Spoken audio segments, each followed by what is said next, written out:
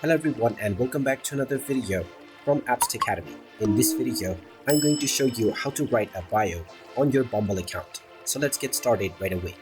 Now, if you have skipped the bio section while creating your profile, then you will still be able to edit this later on. In order to edit your bio, first of all, open up the Bumble application on your device. And if you haven't logged into your account already, log in using your social accounts or by using your phone number and verification code. Once you log in, you will see various different profiles with which you can swipe left or right. Now tap on the profile button at the bottom left corner and you will be taken into your profile page.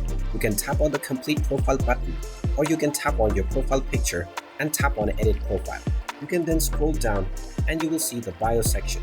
You can just tap on the text box and enter your preferred bio within this section. Finally, tap on the tick mark at the top right corner once you are done. And now your bio will be added onto your profile right away. And this will appear to any person who comes across your profile. And there you have it. That is how easy it is to add a bio on your Bumble account. If you find this video helpful, make sure you hit that like button and subscribe to our channel if you haven't done so already. Also ring that notification bell to never miss another update from us. Thank you for watching and I will see you again in the next video.